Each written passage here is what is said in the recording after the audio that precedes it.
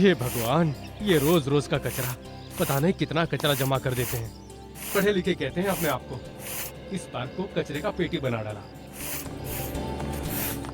ये लोग योगा करते रहते हैं।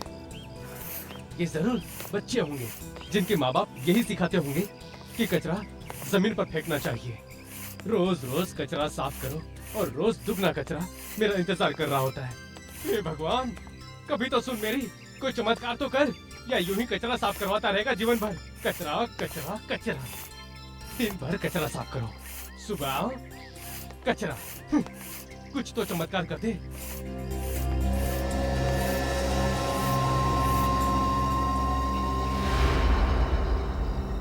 ये क्या चमक रहा है?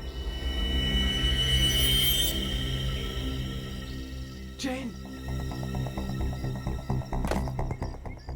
अरे बाप रे, ये तो सोने का लगता है। ये यहाँ आया कैसे? लगता है किसी के हाथ से गिर गया है। आसपास कोई नहीं है। बेटा गंगाधर, आज किस्मत ने तुझे मौका दिया है। ये सोने का चैन पुरस्कार दिया है, ले ले इसे।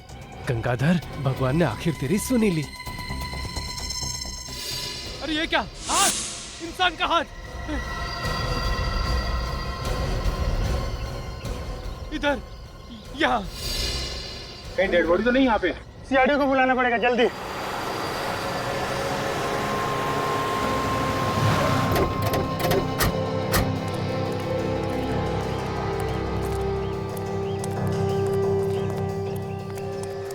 ये लोग कौन है? हटो, चलो हटो, चले हटो। तुम दोनों हो कौन? ये हमारा क्राइम सीन है, सीआईडी का केस है ये। तुम लोग बिना परमिशन के यहाँ नहीं आ सकते। न जाने कितने सारी एविडेंस खराब कर दिए होंगे। अरे सब रेडी, चुप हो जाओ। मैं जानता हूँ इन दोनों को, ये हमारे नए सीआईडी ऑफिसर्स हैं। नए ऑफिसर्स? हाँ, नए ऑफिसर्स। इंस्पेक्टर विनीत और ये है इंस्पेक्टर श्रेया। ये दोनों पहले मुंबई क्राइम ब्रांच में थे। ये नए इंस्पेक्टर आए, आपने बताया नहीं सर? सचिन, कल शाम को ही पता चला। तुम लोगों को बताने के लिए मेरे पास वक्त ही नहीं था। खैर छोड़ो। विनीत, क्या मिला तुम्हें यहाँ पर? सर, हमें यहाँ पर ये कटा हुआ हाथ मिला है और उसके ऊपर ये ब्रेसलेट मिला है। ये ब्रेसलेट काम की चीज है। ये ब्रेसलेट अच्छी तरह से साफ करो, संभाल के। हाँ, कटा हुआ सर? माय गॉड, तो इसके सर के साथ इसका हाथ भी जुड़ा हुआ है। शरीर का बाकी हिस्सा भी तो होना चाहिए आसपास। काम करो, पेड़ के आसपास देखो और कुछ मिलता है क्या। देखो।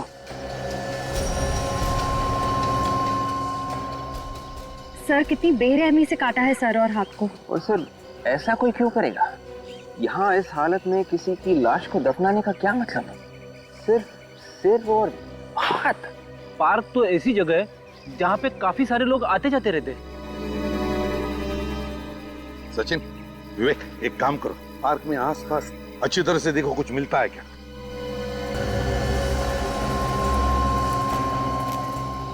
एक बात बताओ, तुम में से किसने इस हाथ को पहले देखा?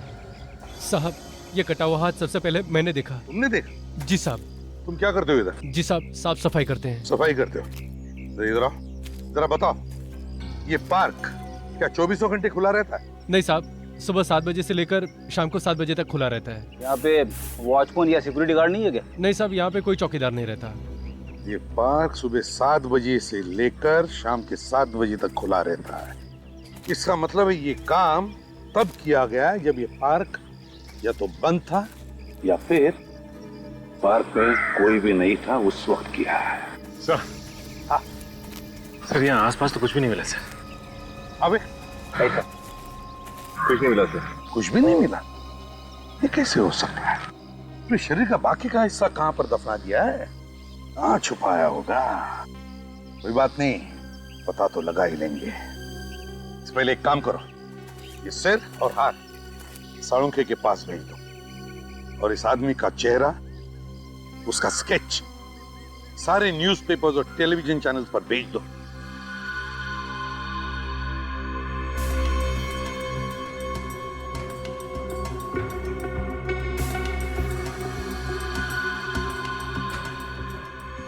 माय गॉड, ये क्या है?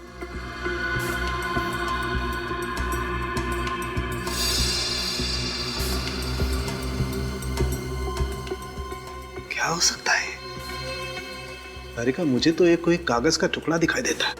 साफ करके देखते हैं क्या है। डॉक्टर साहब, ये आपके हाथ में क्या है? दया, ये मेरे हाथ में कागज का टुकड़ा है। कागज का टुकड़ा मिला कहाँ से आपको? यहाँ से, इसकी उंगलियों के बीच में फंसा हुआ था ये। मगर इसकी उंगलियों के बीच में ये कागज का टुकड़ा कैसे पहुंचा? या मुझे लगता है इस आदमी ने कोई कागज को अपने हाथ में छुपाने की कोशिश की होगी और ये कागज का टुकड़ा इसकी उंगलियों के बीच में फंस गया। लेकिन डॉक्टर साहब, ऐसा क्या है इस कागज के टुकड़े में? अरे भाई, तो चेक करने जा रहा था। क्या आप लोग आ गए? साफ करके देख लीजिए ना, पता चल जाएगा। देखते हैं।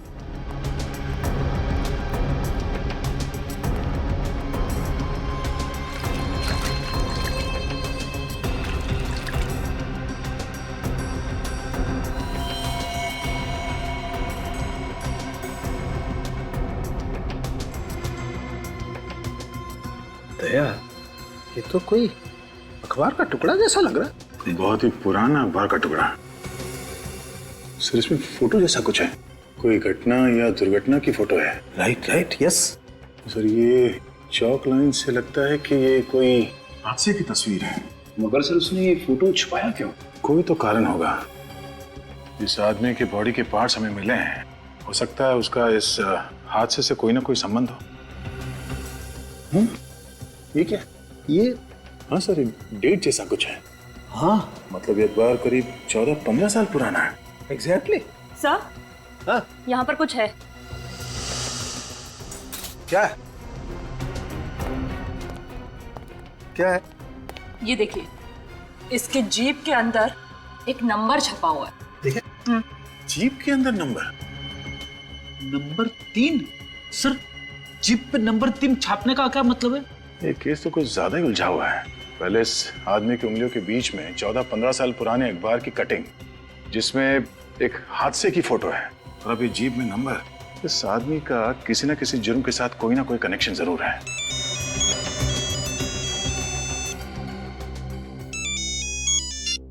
हेलो, हाँ, रिपोर्ट्स आ गई? क्या पता चला रिपोर्ट से? Thank you sir. ये एक आदमी नहीं है। एक आदमी नहीं है मतलब? ये सर किसी और आदमी का है और ये हाथ किसी दूसरे इंसान का। मतलब दो अलग अलग लोगों के बॉडी पार्ट एक ही जगह पे मिले? हाँ, पहले पेपर की कटिंग, अब ये जीप में नंबर, 2 लोगों का खून। हमें जल्दी से ये पता करना होगा कि ये 2 लोग आखिर है कौन। अरे यार, ये क्या चक्कर है? एक और झटका। हाँ फ्रेडी, बहुत बड़ा झटका। ये इस आदमी के नाखूनों का रंग नॉर्मल नहीं है, कुछ अलग है। सर, इसका क्या मतलब है? इसका मतलब ये नाखून चेक करने के बाद पता चलेगा।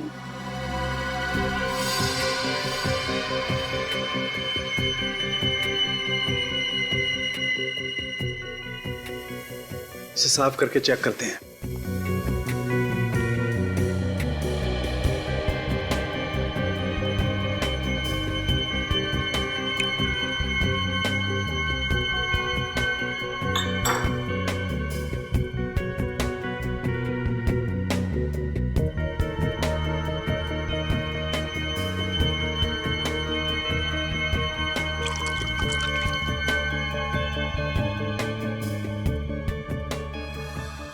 ओह, अब आई बात समझ में। क्या हुआ डॉक्टर साहब? दया, ये आदमी कोई बहुत हैवी डोज ले रहा था किसी दवाई की। कौन सी दवाई सर? वेरिऑक्सिबिन। वेरिऑक्सिबिन? हाँ दया, ये दवाई कैंसर पेशेंट लेते हैं। ये बहुत महंगी दवाई है, आसानी से नहीं मिलती है, और जब तक कोई कैंसर स्पेशलिस्ट अपने हॉस्पिटल में अपने पेशेंट को प्रिस्क्राइब नहीं करता है, तब तक ये दवाई किसी को नहीं मिल सकती। तो फिर इस शहर के सारे कैंसर हॉस्पिटल्स में चेक करना चाहिए। हाँ वे? क्या?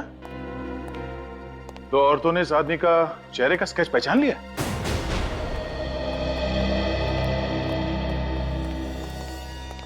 सर, विनय जी की वाइफ ने ना, और उनकी सेक्रेटरी आन्या। सॉरी, ये जो कुछ भी हुआ, क्या आप बता सकते हैं नैना जी, ये सब हुआ कैसे? कल शाम को सब्जियां लेने मार्केट गए थे, वापस नहीं आए। पता नहीं ये कैसे हो गया।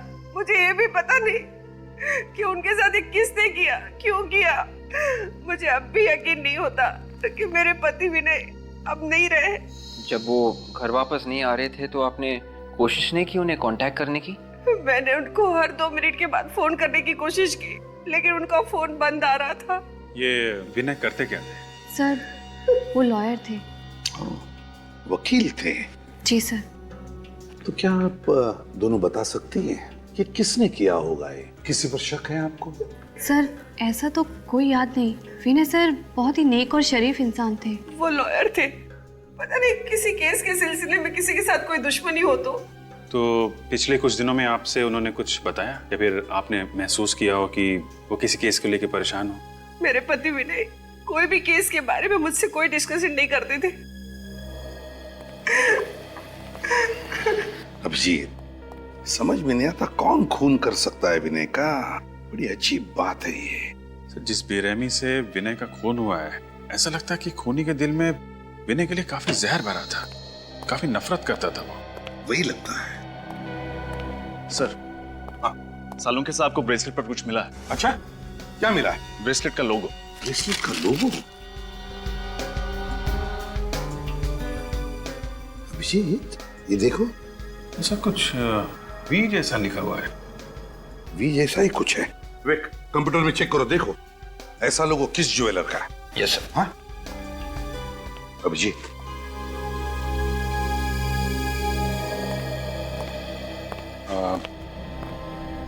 आप लोगों ने यहाँ आके हमारी बहुत मदद की है। Thank you very much. अभी आप लोग जा सकते हैं, जरूरत पड़ेगी तो दोबारा बुला लेंगे। थैंक यू सर, लेकिन आप मेरे पति के कातिल को जल्द से जल्द ढूंढ निकालिएगा। हम अपनी पूरी कोशिश कर रहे हैं, please.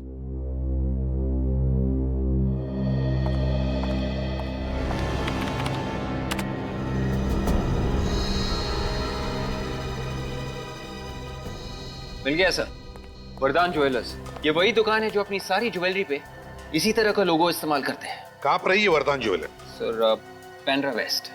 Pendra west, Vardan jewellers.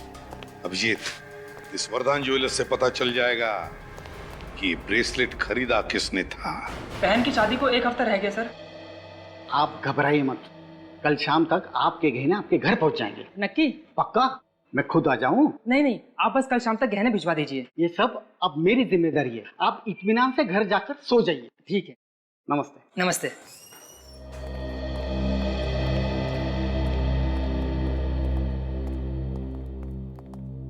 आइए सर, शादी है। नहीं। कुछ देखना चाहते हैं? आइए ना सर, बैठिए। आराम ने जरा कस्टमर को देखना। नहीं, हम दिखाते हैं आपको कुछ।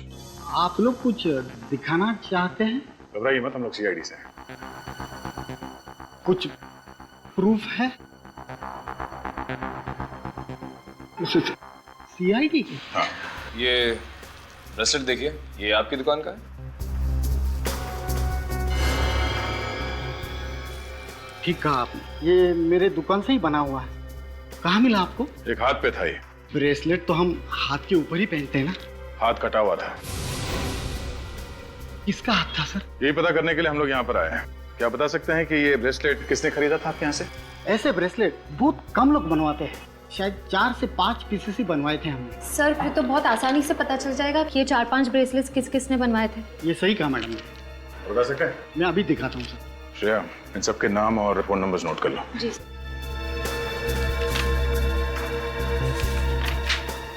देखिए सर। अरे वाह, एड्रेस भी नोट किया है? जी sir. Rajesh 401 silver ring, Shantinagar, Bandra. Subhash Kandivali में रहता है। सुनील पनवेल का रहने वाला है और रोकंडा ये बोरीवली में रहता है। इन सबके घर चल के देखना पड़ेगा। Hello doctor. आपने अपॉइंटमेंट लिया? मैं सीआईडी से हूँ, इंस्पेक्टर फ्रेडी। हेलो सर, आप यहाँ कैसे? मुझे आपकी मदद चाहिए थी। मैं आपकी क्या मदद कर सकता हूँ? डॉक्टर साहब, आपके हॉस्पिटल में वेरियोक्साबेन नाम की दवाई यूज की जाती है या नहीं? नो सर, ऐसी कोई दवाई यहाँ इस्तेमाल नहीं होती। ये बहुत ही रेयर दवाई है। Thank you. सर ये ब्रेसलेट काफी महंगा है, इसे खरीदने वाले चारों भी बहुत अमीर होंगे। हाँ श्रेया, ये बात तो है, पर इन चारों में से ये ब्रेसलेट पहना किसने? राजेश, सुभाष, सुनील या रोकंडा? ये तो वहाँ घर पे जाने के बाद ही पता चलेगा। तुम्हारा रोना धोना सुनने के लिए मैं सीआईडी में नहीं हूँ फ्रेडी। काम खत्म करो और इसी वक्त केयर हॉस्पिटल में आ जाओ, इसी वक्त। Excuse me ma'am. यस। मुझे आपके हॉस्पिटल के किसी कैंसर स्पेशलिस्ट से मिलना है। आपने अपॉइंटमेंट ली थी? जी नहीं। सर आपका नाम? एसीपी प्रद्युमन, सीआईडी से। ओह, सीआईडी से आप लोगों को तो तकलीफ होते रहती होगी। मैम प्लीज जरा डॉक्टर साहब को बुलाइए, मुझे जरूरी काम है। डॉक्टर चंद्रा बस आते ही होंगे। ओके। लो आ गए। हाँ जी, हाँ ठीक है, ओके। अमित, क्या पता चला वेरियोक्साबैन के बारे में? चलो ठीक है, कोई बात नहीं, तुम इसी वक्त आ जाओ केयर हॉस्पिटल में। ओके। एक मिनट, पहले आप मुझे ये बताइए कि ये दवा आप किस तरह से ले रही हैं? पहला डोज सुबह नाश्ते के बाद, दूसरी दोपहर को क्यों, जबकि मैंने लिख कर दिया था कि आपको शाम को लेना है। मैम आपको मालूम है आपके नाक से और दिमाग से खून आ सकता है। आप अभी और इसी वक्त हॉस्पिटल में आके मुझसे मिलिए। ये पेशेंट है ना? डॉक्टर चंद्रा। यस। मैं एसीपी प्रद्युमन, सीआईडी से। क्या हुआ? एक दवाई है वेरियोक्साबैन नाम की, क्या आपने उसके बारे में कुछ सुना है? वेरियोक्साबैन? जी बिल्कुल सुना है, और मैं अपने पेशेंट को दे भी रहा हूँ। आप ये दवाई अपने पेशेंट्स को दे रहे हैं? जी। तो मैं सही जगह पर आ गया। बता सकते हैं कितने पेशेंट्स को दे रहे हैं आप? अब तक यही कोई लगभग 3 पेशेंट्स को दिए। 3 पेशेंट्स को? जी। आप रेडी? देखो डॉक्टर साहब 3 पेशेंट्स के नाम देंगे, वो लिख लेना। अब बोलिए। पहले है वैभव, ये सांता क्रूज के रहने वाले हैं। वैभव। दूसरे हैं अरुण, ये अंधेरी में रहते हैं। अंधेरी। और तीसरे हैं रोकांडा, ये बोरोवली से हैं। रोकांडा? जी। Thank you very much doctor. It's my pleasure. Sir वैसे हुआ क्या है? खून का मामला है। खून का मामला है? जी। देखिए सर, अगर इस मामले में किसी तरह की मदद की जरूरत हो तो प्लीज मुझे याद कर लीजिएगा। थैंक यू वेरी मच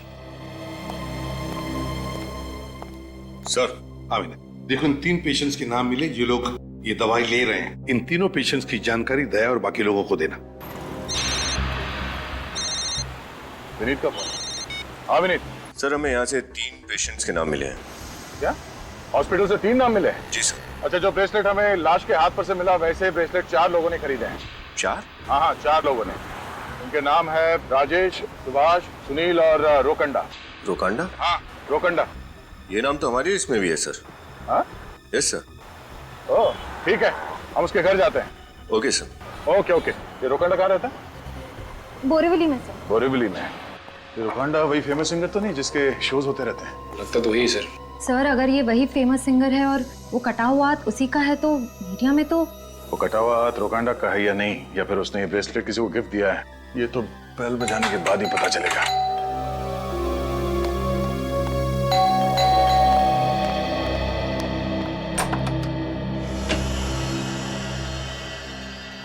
बोलिए साहब। जी कहिए, किससे मिलना है आपको? हम लोग सीआईडी से हैं, रोकांडा से मिलना चाहते हैं। रोकांडा? हाँ, वो यही रहते हैं ना? जी बिल्कुल यही रहते हैं। और आप? मैं उनकी पत्नी त्रिया। कहाँ है वो? घर पर नहीं है क्या?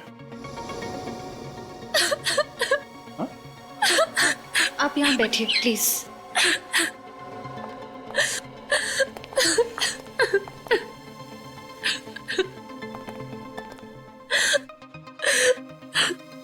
आप रो क्यों रही हैं? दुकानदार कहाँ है? उनका कल से कोई अता पता नहीं है। बता के नहीं गया कि कहाँ जा रहे हैं? नहीं सर। आखिरी बार कब देखा था आपने? कल, और आज उनका शो भी था। कितने फोन्स आ रहे हैं सुबह से, क्या बताऊं मैं, किसको बताऊं कि रुकांडा कहाँ है।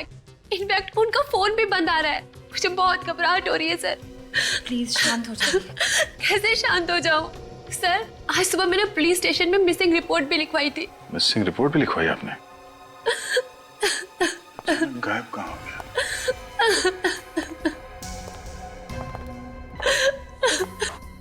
ये ब्रेसलेट? सर ये तो हाँ, वही ब्रेसलेट है। इसका मतलब वो कटा हुआ हाथ रोकंडा का था शायद। आप लोग क्या बातें कर रहे हैं? कहीं कुछ गड़बड़ तो नहीं है ना? नहीं। अच्छा आप ये बताइए कि रोकांडा को कैंसर की बीमारी है? हाँ, पर आप लोगों को? ऐसे ही। अच्छा, रोकांडा के बारे में कुछ जानकारी मिले तो हमें इन्फॉर्म कर देना। जी सर। Thank you.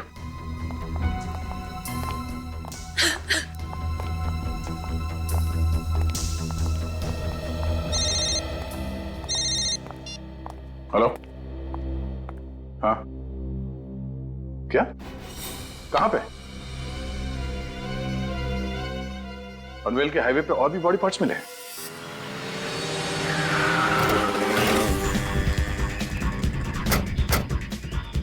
ने फोन करके खबर दी लाश के टुकड़ों के बारे में? हाँ साहब, मैंने बड़ा पाव खाने के बाद कागज फेंकने के लिए जैसे ही कचरे के डिब्बे के पास आया तो मैंने ये देखा। तुम वहां खड़े थे, दूर जाओ। खोलो से।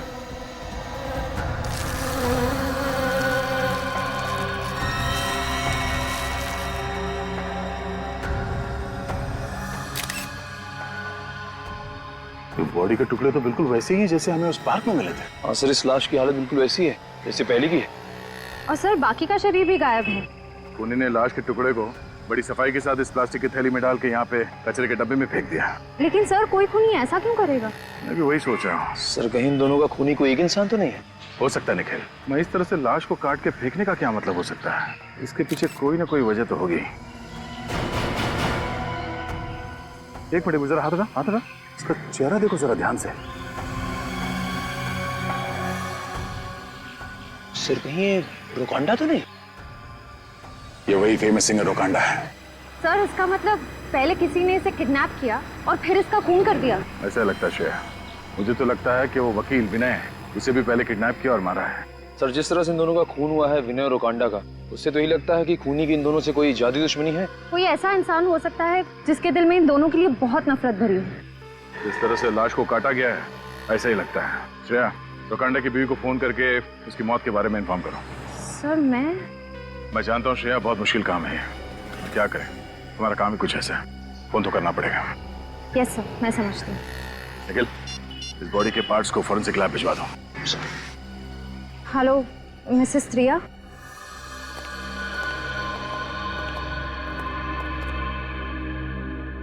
क्या हुआ साळुंखे, इतना परेशान क्यों दिख रहा है तू? बॉस बात ही ऐसी है, तुम्हें पता लगेगा ना, तुम्हारी भी यही हालत होने वाली है। ऐसे क्या बात पता चल गई साळुंखे साहब? बात ये है कि ये सर जो आप पिछली बार लेकर के आए थे वो इस हाथ से मैच करता है जो आप अभी लेकर के आए।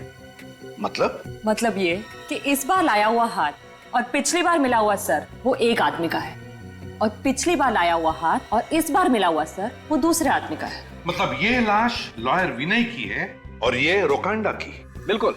मतलब खूनी ने दोनों लाशों को काटा, उनके अंगों की अदला बदली की, फिर अलग अलग जगह पे छुपा दिया। ये चल क्या रहा है खूनी के दिमाग में सर? हाँ सर, कोई खूनी ऐसा क्यों करेगा? लगता है पूरा पागल है सर, कोई साइकोपैथ है। कोई ना कोई वजह तो है विवेक, कोई ना कोई वजह तो है जो खूनी ऐसे कर रहा है। सर ऐसी क्या वजह हो सकती है ये सब करने की? यही तो पता लगाना है सचिन की ये खूनी ऐसे वैश्यपन पर क्यों उतर आया। एक बात और बॉस। क्या? वो ये, उस सर की जीभ पर भी वैसा ही अंक लिखा हुआ है जैसा इस जीभ पर लिखा हुआ है। मतलब विनय की जीभ पर जो 3 नंबर लिखा हुआ है बिल्कुल वैसा ही 3 नंबर रोकांडा के जीभ पर, बिल्कुल वैसा ही 3 नंबर। क्या राज हो सकता है इस 3 नंबर का? सर हो सकता है कातिल हमें कुछ दिखाना चाहता हो, इसलिए उसने इन लाशों की जीभ पर ये नंबर लिख दिए। हाँ, दिखाना तो चाहता है जरूर ये खूनी हमें। और फिर ये नंबर 3, इस नंबर 3 का कोई ना कोई तो कनेक्शन जरूर है विनय और रोकांडा के बीच में। सर कुछ तो छुपा इन फोटोग्राफ में, कुछ तो कहने की कोशिश कर रही हैं ये फोटोग्राफ्स। मगर क्या अभिजीत, क्या हो सकता है?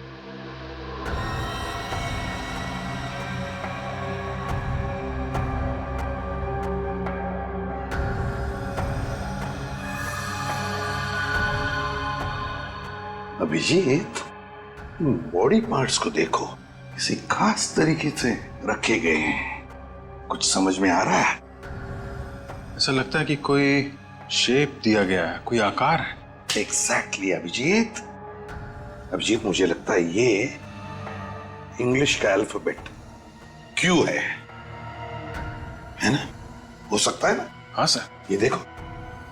हाँ सर, क्यू। हाँ, और फिर ये देखो, ये नहीं लगता तुम्हें कोई नंबर?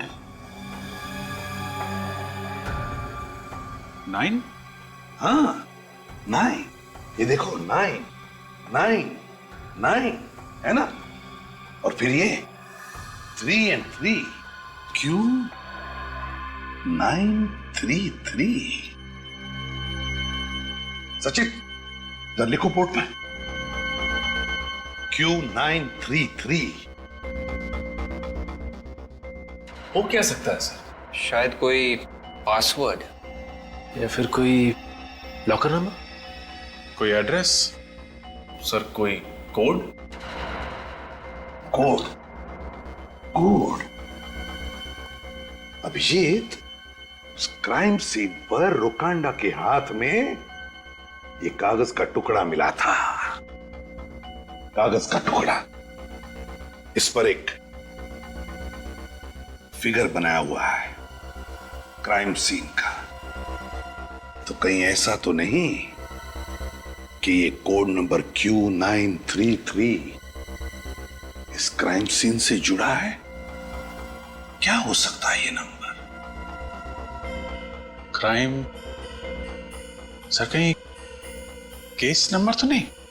हाँ, केस ही हो सकता है। विवेक, चेक करो हमारे रिकॉर्ड में केस नंबर Q933 है क्या? Yes sir.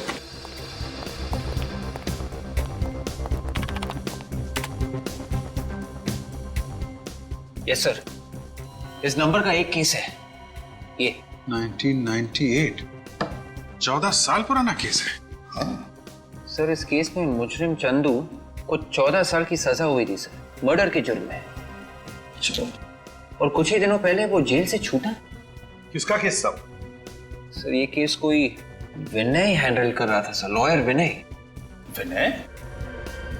सर, कहीं ये लॉयर विनय वही तो नहीं जिसकी हमें लाश मिली? हो सकता है। और डिटेल्स देखो। Yes sir. सर, इस केस में एक ही विटनेस था सर, सिंगर रोकांडा। रोकांडा? रोकांडा और विनय? मतलब सर, ये दोनों लाशें रोकांडा और विनय की इसी केस से जुड़ी हुई है, केस नंबर Q933।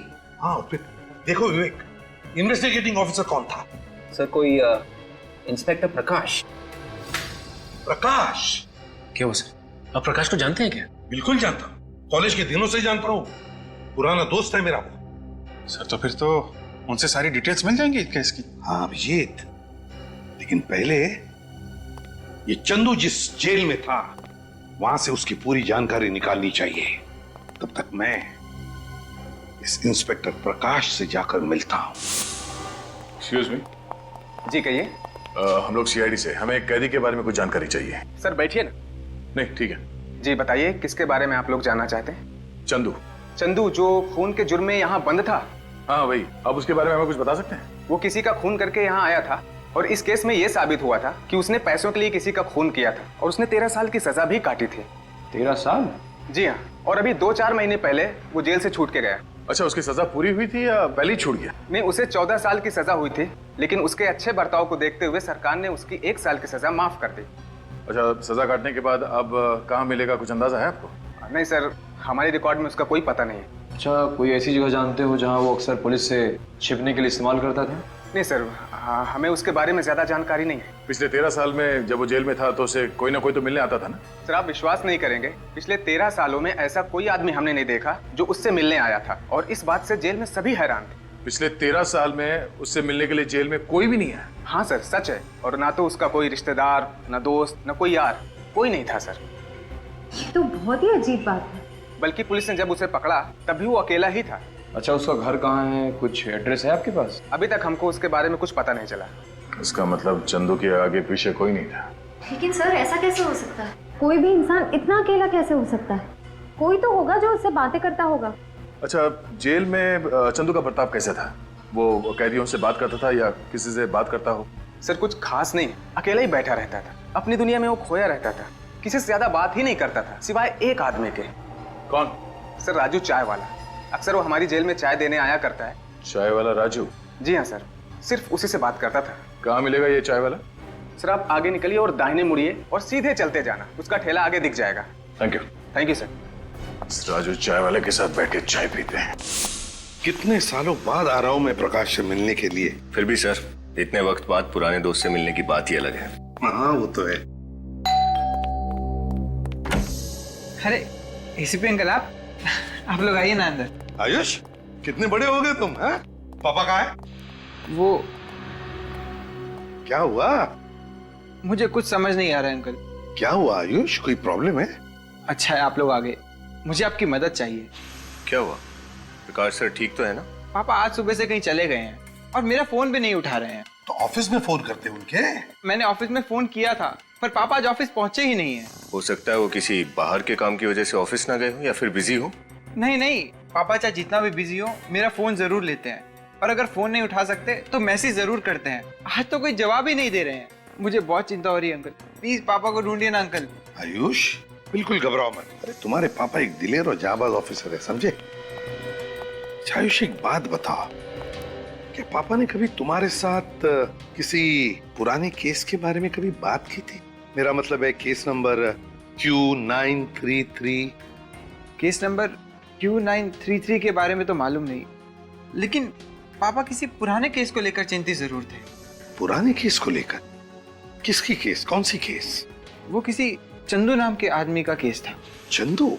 चंदू की केस? यही तो केस है, केस नंबर Q933। ये केस तो 14-15 साल पुरानी केस है और 10 साल पहले पूरी भी हो गई थी। फिर इस केस को लेकर प्रकाश। पापा का फोन चालू है? जी अंकल। इधर लगाओ। अंकल बेल जा रही है पर कोई उठा नहीं रहा है। हाँ बेल तो जा रही है, कोई उठा नहीं रहा है। फ्रेडी काम करो, प्रकाश का सेल फोन ट्रैक करो, देखो इस वक्त कहां पर है और कहां जाता है। Yes sir. ये लो बेटा। और सुनो, बिल्कुल घबराना नहीं, तुम्हारे पापा को हम कुछ नहीं होने देंगे, बिल्कुल घबराओ मत। और एक बात, अगर तुम्हें कुछ भी पता चले, कुछ भी पापा के बारे में या इस केस के बारे में, तो मुझे तुरंत फोन कर देना।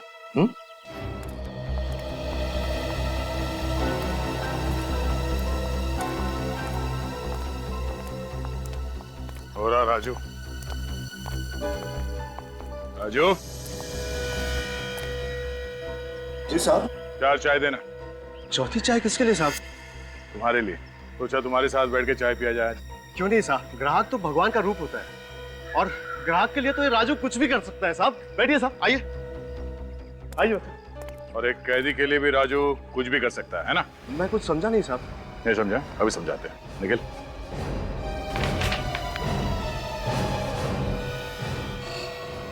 ये कौन है?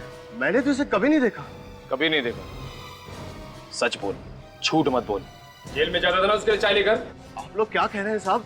मेरी तो कुछ भी समझ में नहीं आ रहा। एक हाथ पड़ेगा ना तो सब कुछ बताना शुरू कर देगा। बोल।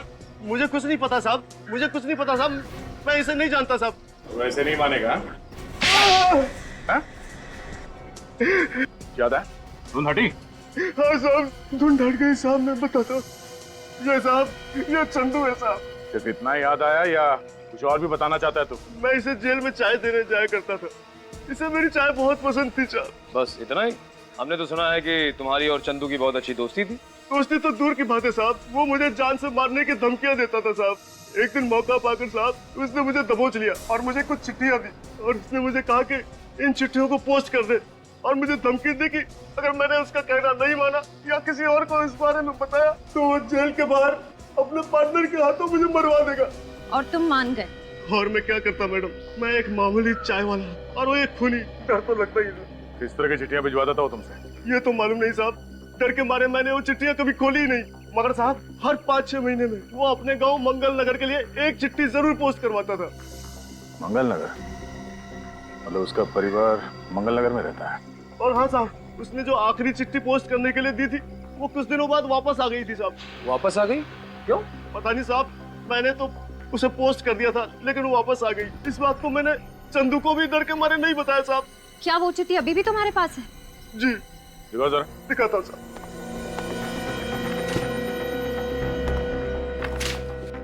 अनीता चंदू, मंगल नगर, जनार्दनगढ़। प्यारी अनीता, कैसी हो? आशा करता हूँ कि वहाँ सब कुछ कुशल मंगल है। मेरी प्यारी शीला बिटिया कैसी है? ख्याल रखना उसका, बहुत याद आती है उसकी। बस कुछ और दिन इंतजार कर लो, फिर मैं जल्दी ही तुम लोगों के पास आ जाऊंगा। तब तक अपना और मेरी प्यारी बिटिया शीला का ध्यान रखना। तुम्हारा चंदू। चिट्ठी से लगता है कि ये चंदू अपने परिवार वालों को बहुत याद करता है, खास करके अपनी बेटी शीला को। चिट्ठी से तो ऐसा ही लगता है। मैं चंदू की बीवी और उसकी बेटी से मिलना चाहिए।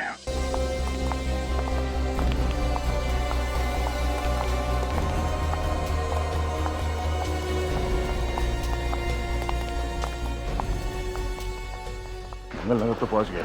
ये पता करना होगा कि चंदू के परिवार रहता कहाँ। सर किसी से पूछ लेते हैं। ऐसे छोटे गांव में तो सब एक दूसरे को जानते होंगे। ये आदमी औरत जो घर से बाहर निकले, इनसे पूछो जरा। सुनिए भाई साहब, आप जानते हैं चंदू कौन है? चंदू? कौन चंदू? हम किसी चंदू को नहीं जानते। चलो। देखिए घबराइए मत, हम लोग सीआईडी से हैं। सीआईडी? हम जानते हैं कि चंदू का परिवार इसी गांव में रहता है, सिर्फ यही जानना है कि वो रहता किस घर में है। देखिए साहब, अब हमें किसी मामले में मत घसीटिए। हमने कुछ नहीं किया है, हमने तो बस सुना है कि चंदू एक मुजरिम है और वो अभी जेल में। हाँ साहब, हम पुलिस और कोर्ट कचहरी के चक्कर में नहीं पड़ना चाहते। देखिए आप लोग बिना बात के परेशान हो रहे हैं, डरने की कोई बात नहीं है। हम लोग यहाँ से पूछताछ करने के लिए आए हैं, आप लोगों को कुछ नहीं होगा, डरिए मत, भरोसा रखिए।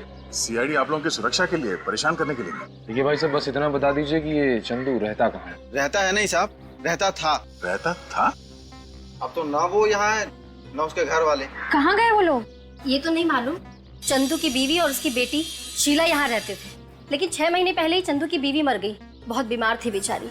और उसकी बेटी शीला, वो कहाँ गई? उसकी माँ के देहांत के बाद तो वो बिल्कुल अकेली हो गई थी, बेचारी घर बेच के चली गई। आप जानते हैं वो कहाँ है?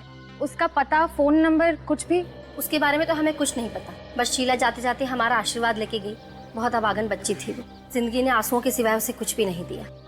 शीला दिखती कैसी है? आप लोग के पास कोई तस्वीर है उसकी? हाँ साहब, अपने जन्मदिन पर हमारी बेटी ने एक फोटो ली थी उसकी। क्या हम वो फोटो देख सकते हैं? जी। चंदू अपने परिवार वालों से इतना प्यार करता था, उसके बाद भी जेल से छूटने के बाद अपने गांव क्यों नहीं आया? और सर, उसकी बेटी भी घर बेचकर चली गई, वापस ही नहीं आई, ये जानते हुए भी कि उसके पिता की रिहाई को ज्यादा वक्त नहीं है। बेटी का तो पता नहीं, चंदू कहीं पे छुप के बैठा है। अगर उसने दोनों खून किए हैं तो जाहिर सी बात है कि वो ना तो इस गांव में आएगा और ना ही अपने घर में। ये शीला है। क्या हम ये फोटो रख सकते हैं? ये वही एरिया है जहाँ पे प्रकाश सर का मोबाइल फोन ट्रैक किया गया है। इसी एरिया में? हाँ सर। प्रकाश को फोन करता हूँ। फोन चालू है, मेल भी जा रही है।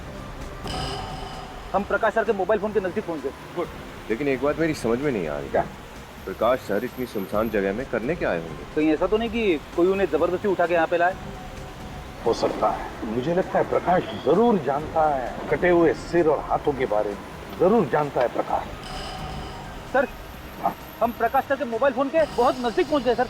ट्रैक करते रहना पड़ी, ट्रैक करते रहना। विनीत, विनीत, रोको रोको रोको रोको रोको।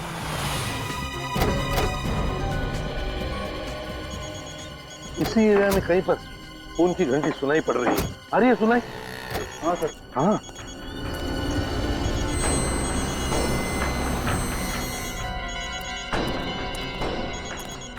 देखो आसपास कहीं फोन है क्या? हो रहा फोन।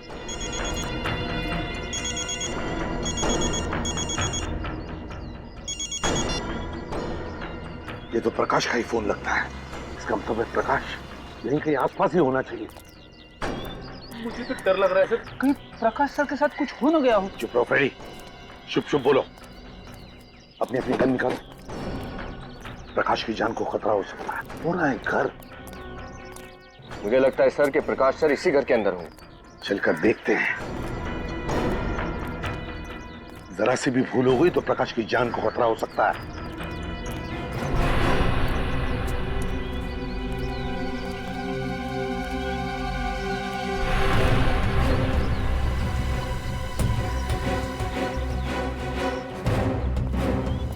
उस तरफ जाकर देखो। रेडी? जाओ पीछे जाकर देखो।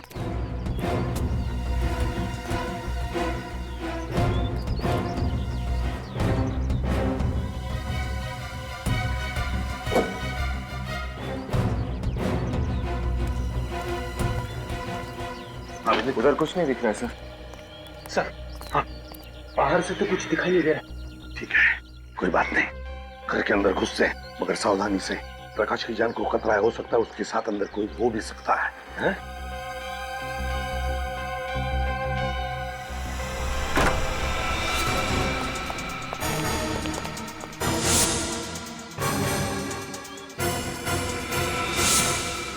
सर, अंदर तो कोई दिख नहीं रहा। फ्रेडी, इस तरफ जाओ। विनीत, विनीत इस तरफ।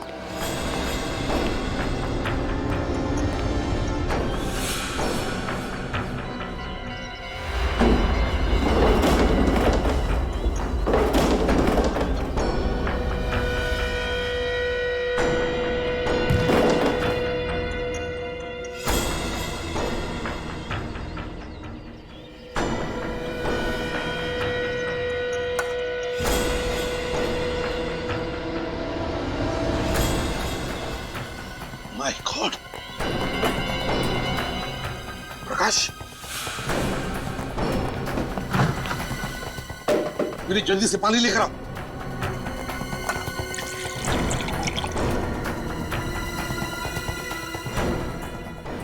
पानी।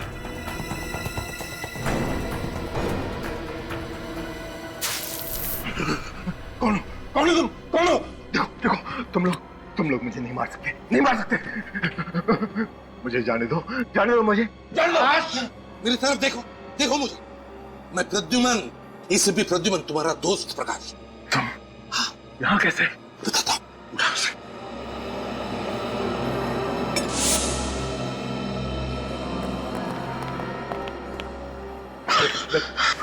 पानी पीना, ये पानी पी। प्रकाश, प्रद्युमन, बताओ क्या? कोई मुझे यहाँ ले आया और इसने मुझे बहुत मारा और फिर मुझे मरने के लिए छोड़ दिया। हम लोग कहाँ हैं? वो क्यों मेरी जान लेना चाहता है? मैंने क्या किया? फिक्र मत करो, घबराओ मत। अब हम तुम्हारे साथ हैं। जो भी है तुम्हारा बाल तक बाका नहीं कर सकेगा, समझे? बस अब बताओ, है कौन? तुम यहाँ पर कैसे आ गए? कौन लेकर आया तुम्हें यहाँ पर? मुझे नहीं पता। मैं जब ऑफिस जा रहा था तो किसी ने मुझे किडनैप कर लिया और मुझे लेके यहाँ आ गया। सर, उसका चेहरा नहीं देखा आपने? नहीं देखा। उसने मेरी आंखों पे पट्टी बांध दी थी। अच्छा, बात बताओ, तुमने उसकी आवाज तो सुनी होगी, तो कुछ याद आता है उस आवाज से? शायद वो आवाज किसकी है तुम्हें पता होगा। अगर आवाज सुनी होती तो जरूर बता देता, लेकिन उसने मुझसे कुछ बात ही नहीं की। बस वो पागलों की तरह मुझे मारता रहा मुझे। और मैं, लगता है बहुत गहरी दुश्मनी है तुम्हारे साथ उसकी। तड़पा कर मारना चाहता था वो तुम्हें, मगर हम आ गए ना। घबराओ मत, चलो यहाँ से, चलो। पापा, ये क्या हालत होगी आपकी? किसने की? हाँ बेटा, मैं ठीक हूँ, चिंता मत करो। और उस किडनैपर से मिलने के बाद तो बिल्कुल ठीक हो जाऊंगा। किसने किया किडनैप आपको? कौन था वो? एसीपी अंकल, पापा के साथ ये सब करने की किसकी हिम्मत हो सकती है? आयुष बेटा, हिम्मत रखो।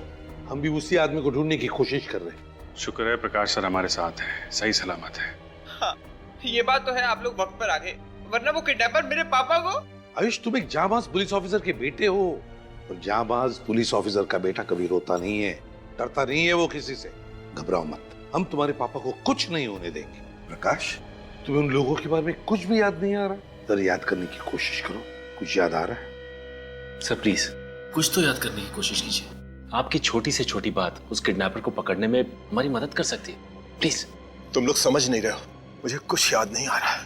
मैं बस रास्ते से किडनैप हो गया और किडनैपर ने मेरे मुंह और आंखों पे पट्टी बांध दी।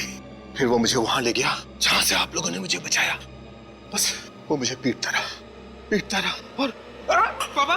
प्रकाश क्या हुआ? लगता है पापा को फिर से हार्ट अटैक आ गया। अटैक? माय गॉड, जल्दी से हॉस्पिटल ले चल। पापा।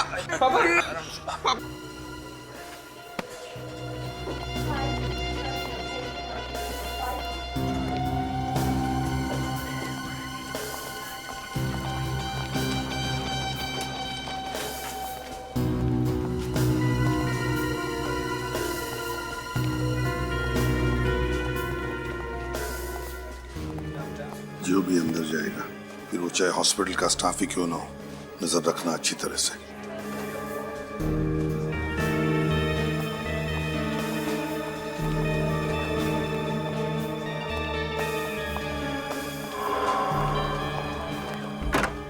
ये अंदर कौन गया? सर ये डॉक्टर कोराली हैं, इस वक्त राउंड पे हैं।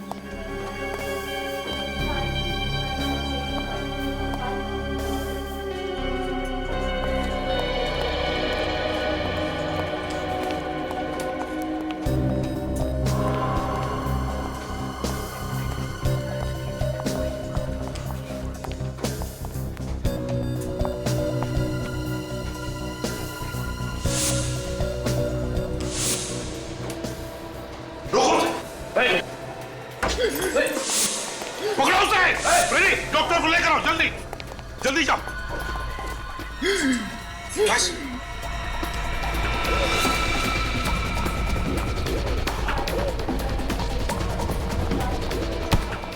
रुक जाओ, भागने का कोई रास्ता नहीं है। तो शीला तो तुम हो? किस नाम से बुलाए तुम्हें? आन्या या शीला? हैं?